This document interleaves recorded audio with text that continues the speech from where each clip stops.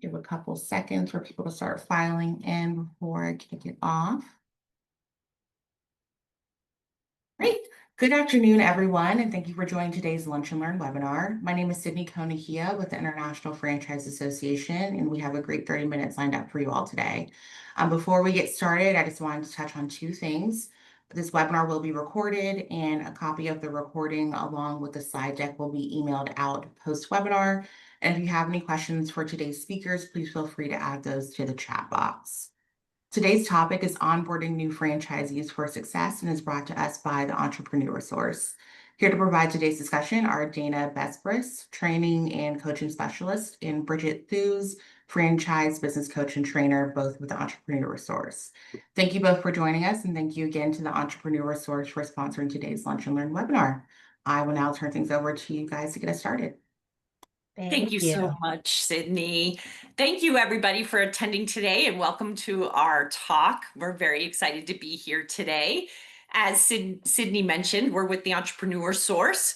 The Entrepreneur Source consists of career ownership coaches who assist their clients in exploring career ownership options in the franchise space.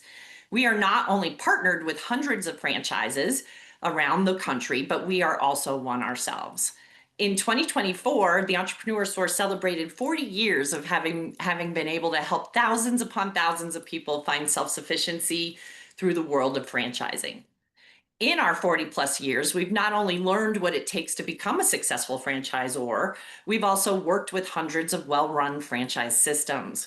We're using this knowledge to help empower other franchisors to excel in becoming industry leading brands.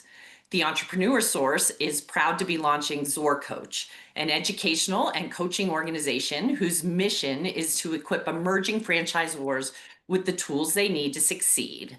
The following is an example of a topic we cover in our Zor Coach program.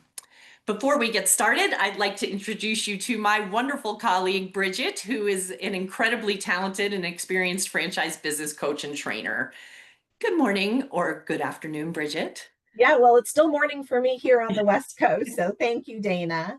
All right. So we are going to talk about wonderful things this afternoon. But first, we're going to kick it off with why onboarding matters. So when onboarding, you want to think about having a structured way that outlines clear expectations. By doing this, you're going to create a path for new owners as they ramp up their business and accelerate time to first revenue. During onboarding, you will have the opportunity to promote your brand compliance, system, and culture, which creates franchisee retention. Having a strong onboarding process will be the foundation for the trust and confidence of your franchisees. So today on our call, we are going to talk about different ways to launch your onboarding, and we call it the 5 pillars of onboarding. So through the 5 pillars of onboarding, these are different approaches and techniques to help build your thriving franchise system. So today we're going to talk about orientation and pre-training. We're going to discuss systems and startup, initial training, launching some additional support as your franchisees are growing their practice. And then also we're going to talk about how you can ongoing support for your peers and then also people within the franchise community. So Dana, why don't we kick it off with the orientation and training? Great. Thank you, Bridget. So orientation and pre-training. What we think everyone should do out there is begin with a CEO welcome call, ideally within 24 hours of that franchise agreement being signed. If the CEO can't do it, then somebody else in a position of authority with your brand should make this call. There is a lot of communication with your candidates or your new franchisees right up until the time that they sign that franchise agreement. Sometimes right after they sign that franchise agreement, it gets a little quiet for them. So you do not want them to have a drop in enthusiasm or feel ignored or like suddenly they're not getting the attention they had become accustomed to. So make sure somebody's reaching out within that first 24 hours to congratulate them and welcome them to your organization. You also then want to provide an onboarding kit and or a checklist, and we'll talk a little bit more about what should be in that kit. You want to make sure they have access to all the manuals, right? The basis for your whole brand, and they have the access they need to start to understand what they will need to be doing. And you also want to set expectations through live sessions. We really do recommend at least a weekly session for the 4 weeks prior to your initial training, launching and kicking off with, sorry, we recommend 4 pre-orientation sessions weekly before you get to initial training. My apologies for that there.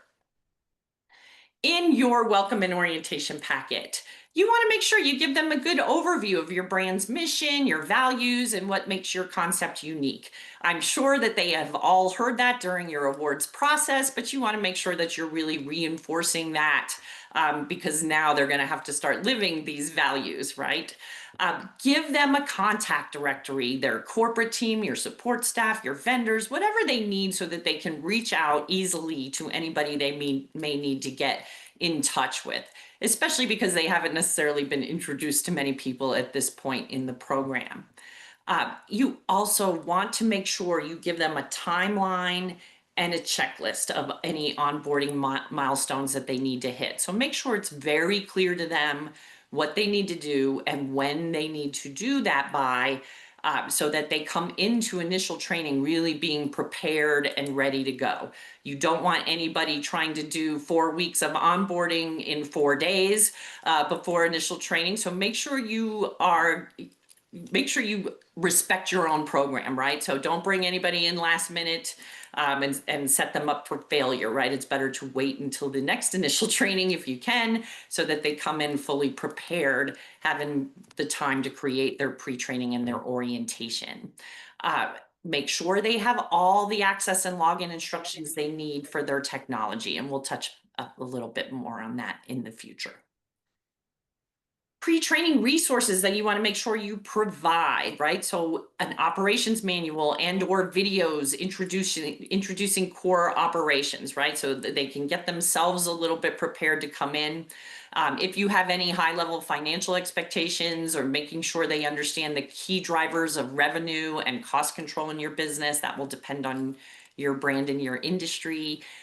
Make sure they have access to the basic brand standards and the customer experience expectations so they understand what they and possibly their staff need to live up to, and a glossary of brand specific terms or processes. If you're anything like the Entrepreneur Source, you have created almost your own language. At the Entrepreneur Source, we get very fluent with that and almost forget sometimes that people don't necessarily speak our language fully yet. So it's very important right out of the get-go to give them a glossary so that they understand all those acronyms or special terms you may have coined in setting up your business. So now we're going to talk about system setup. This is kind of more an administrative or IT task versus your new franchisee, but you want to make sure you guide them in with any tools that they need. So the CRM, your point of sale system, again, this is going to vary greatly depending on your business, but you want to make sure it's as easy as possible for franchisees to get access to all the tools they need to run their business. Assist them as needed with email, phone, and website. And then make sure you provide training on all the tools and platforms. This doesn't necessarily need to be provided by you. Like, you don't necessarily need to be the one doing the training on the digital tools and platforms, depending on what you're working with. That particular platform may have their own training. So like you could do some LinkedIn training on LinkedIn using their training assets, right? But you need to make sure that they have access to all of it. For any of you out there who have done any training on technology, you know that some franchisees get things very intuitively and they don't need a lot of help. But then you're going to have others who need hand-holding all the way through.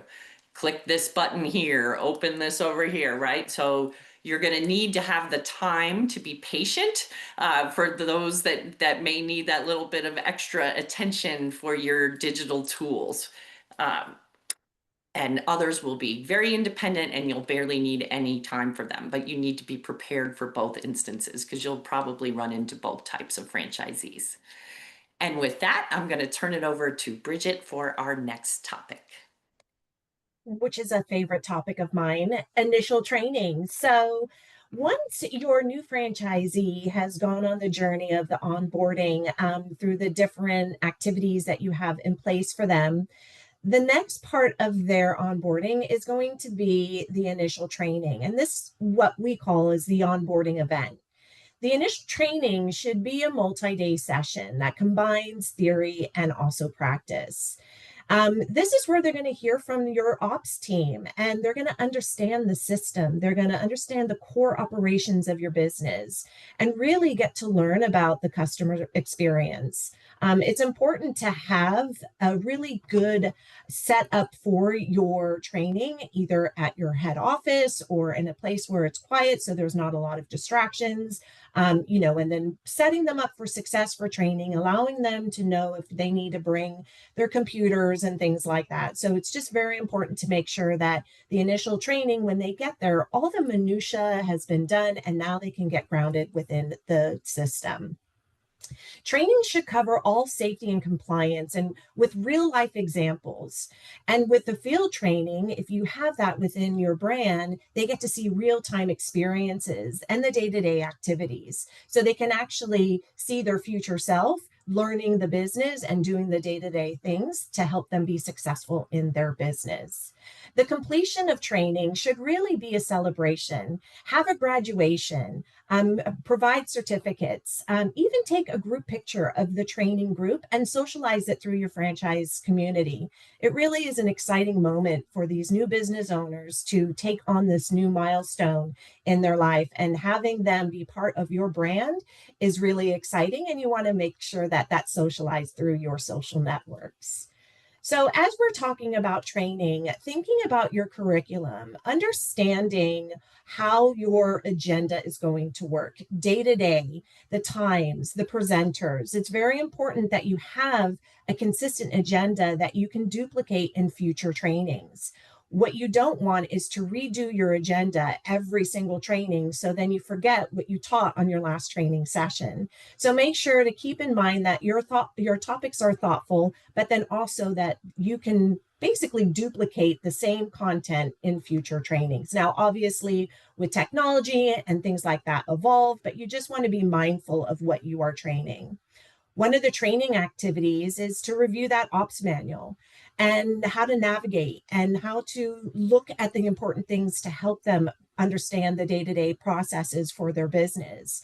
Now, Dana talked about having this be a pre-work activity. Now, when they look at that ops manual before they come to training, it's going to look like a foreign language. But the idea is to understand the framework of the ops manual and how to navigate it.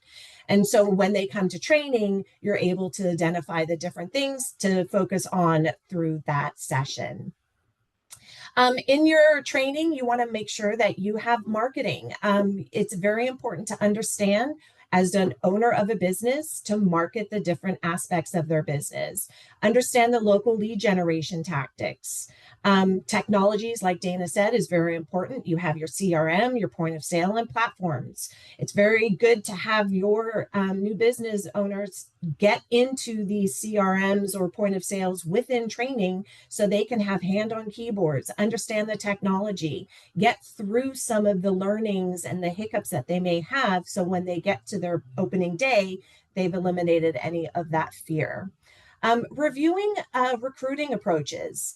Who are the players in the business? How to attract future employees through their ramp up? It's just not a one and done. Recruiting is a very important part of a business, especially if you're going to have multiple employees and schedules and things like that. Role playing and having these talking points, having them walk the walk, having them talk the talk. These scripts or talking points can help them really create the culture for their business and understand, like Dana was talking about, the language that you use within your company, but it also sets the foundation for best practices. So your franchisee isn't making up their own rules. Daily quizzes and having takeaways at the end of the day is important for your trainers, because we want to make sure the content that is being trained, that is getting the insight for the new franchise owners and understanding that they are retaining the content. Now, this also allows you to course correct if you're seeing that some of the takeaways or the quizzes aren't being quite met. You want to make sure that you revisit some of the different topics to make sure that they understand before you move forward. And then, like I said on the previous slide, having a certificate, this really is a great way to celebrate the completion of their training. And as a new business owner, they could take that certificate and put it someplace on a wall just to acknowledge that the fact that they've completed this first part of their business journey. So as we wrap up the training, you want to think about what will happen after they come to training. What does it look like? Dana mentioned that earlier in the slides, after they are awarded their franchise, there could be some, time where they're not really engaged with the franchisor. So after you have your training, there's going to be a lot of things that as a franchisor and a franchisee that you want them to follow up with. Keep the training going. Make sure that you implement some checklist or pre-opening item lists for them to go through and make sure that they're ready for their opening day. Think about different milestones to be completed by, so they have this roadmap for that opening day event. Also, make sure that there's marketing strategies and guidance and different templates that they can lean into. So as they're thinking about their opening day, they can start marketing that business. Now, as you are thinking about getting that training for that business, make sure you have somebody dedicated from the ops team that can walk them through their launch week, teaching them how to fish. It empowers a new franchise owner to really have a successful launch. Now, this could be in person or remote, depending on your business model, but it is important to have that shoulder-to-shoulder experience with that new franchise owner and somebody from the ops team really guiding them through that opening day launch. Now, obviously, with that opening day, there's going to be a lot of different strategies that the new owner is going to have to think about, and helping them create a buzz and awareness for their opening day gets them excited about what's to come after they complete that chapter. All right. So Dana, ongoing coaching and support, what does that look like? Yeah. This is a place where I think a lot of brands have an opportunity to really make sure that their franchisees feel supported and understood, right, after you're done with that initial training push, right? You should be meeting with your new franchisees weekly. And you should be talking to them or coaching them on their KPIs and their mindset. So making sure they're doing all of the activity needed to have a successful business. What KPIs you hold up and measure will depend greatly on your business, right? But you also want to make sure that mindset is there. We all know that starting a business is a roller coaster ride, and there are going to be massive highs and pretty low lows, and you need to be coaching your new franchisees through that process. They need to understand that it's okay to have a bad week, it's okay to feel overwhelmed, but they also need to know that they're not going to get stuck there and they're going to keep moving their business forward. So mindset becomes a really important piece of that weekly coaching, and just making sure they're staying on the path to a successful launch.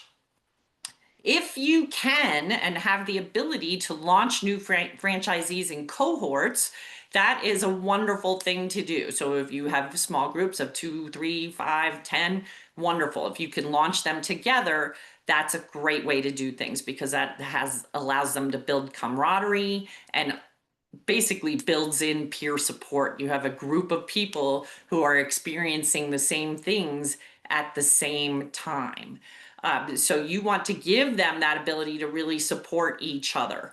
At TES, we very much encourage them to stay in contact outside of the training world, right? So a lot of times they'll create little text groups or messaging groups so that they can ask each other quick little one-off questions, or just support each other as they get their businesses launched. And it's a really wonderful way for them to understand what we always say about franchising, that you're in business for yourself, but not by yourself, right? And that really brings that to life.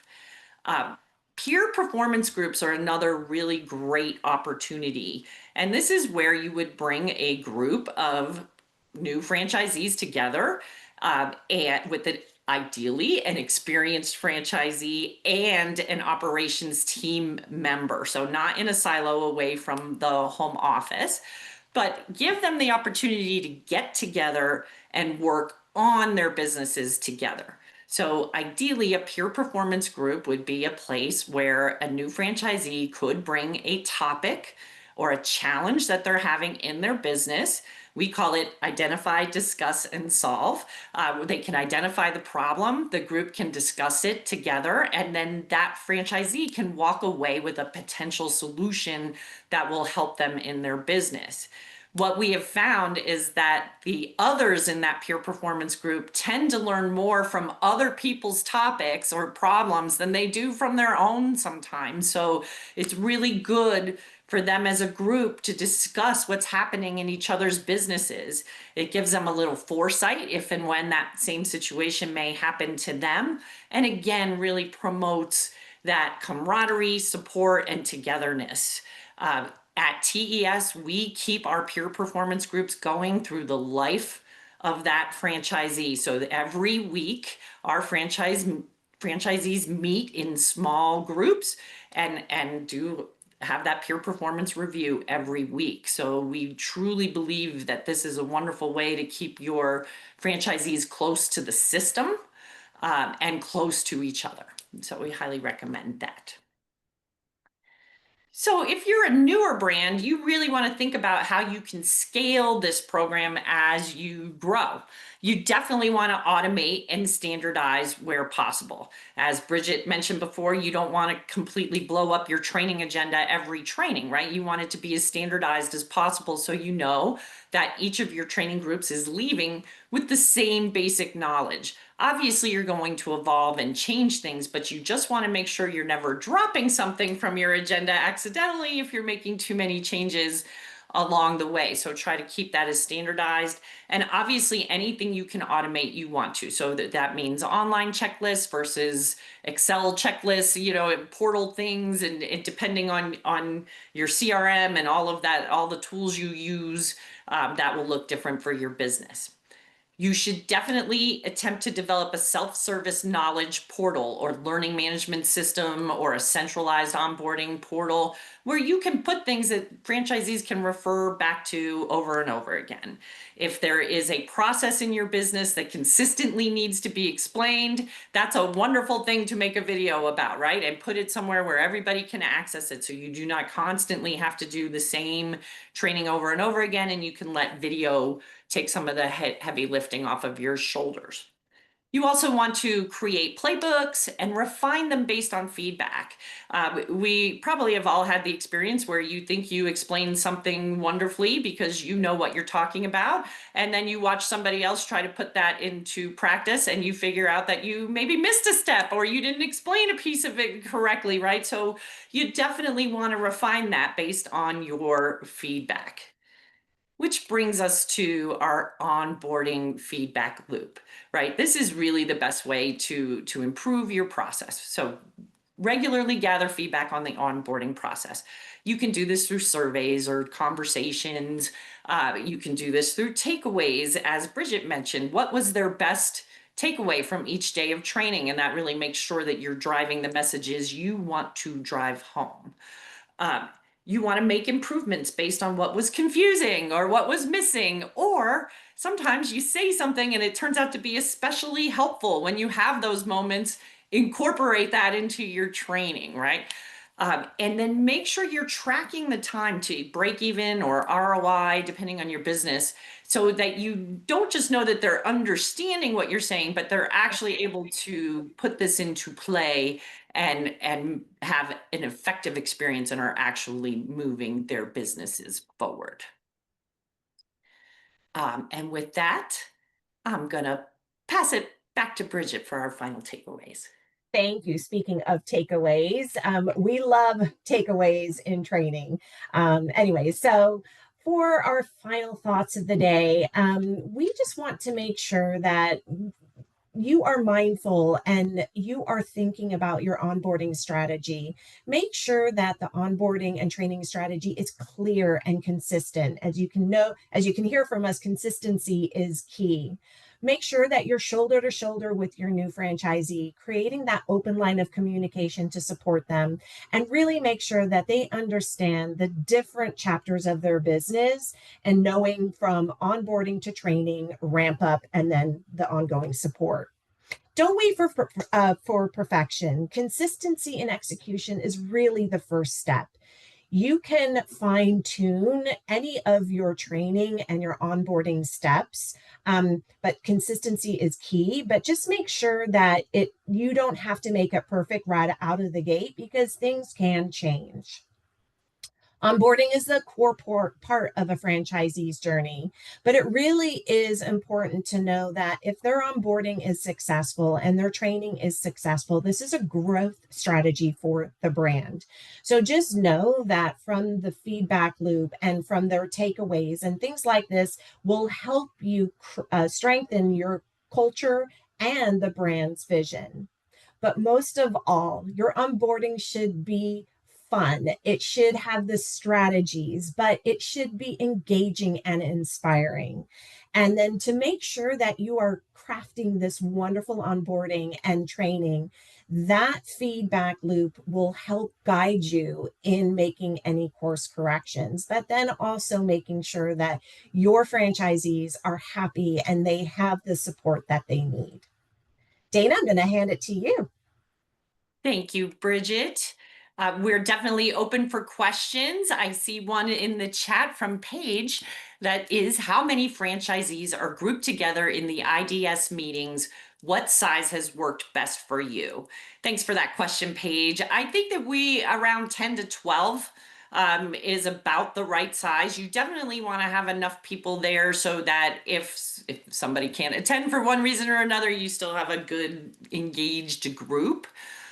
You can start smaller, right? You can definitely start with a group of 5 or so, right? And add people to the group. So if you are launching smaller cohorts, so you have trainings of 3 or 4 people, you can put 2 or 3 training groups together when they're done with initial training and create a peer performance group from more than one training cohort. That's actually a nice thing to do if you have some smaller groups, because you have some slightly more experienced people than your brand new people, but they're not so experienced that your new people are confused by what they're saying, right? So it works out pretty nicely that way. Any other questions out there that we can answer for you today? Thank you, Jacqueline. Yes, thank you very much. Okay, well, if there's no other questions, we want to thank you very much for your attention today. If we could possibly help you in the future, please feel free to reach out to either Bridget or myself. We would love to talk to you. And on the off chance our friend Craig Anderson is out there today, happy birthday, Craig. Thank you, everybody. Have a wonderful day. Yeah, thank you, Bridget and Dana, so much. Really appreciate it. And thank you everyone for joining. Like Dana mentioned, if you have any questions, you can let me know and I can funnel them over to Bridget and Dana, and be on the lookout for the recording and the slide deck later on this afternoon. I hope everyone has a great rest of their day, and thank you to the Entrepreneur Source for sponsoring. Thank you. Thanks, Sydney. Bye.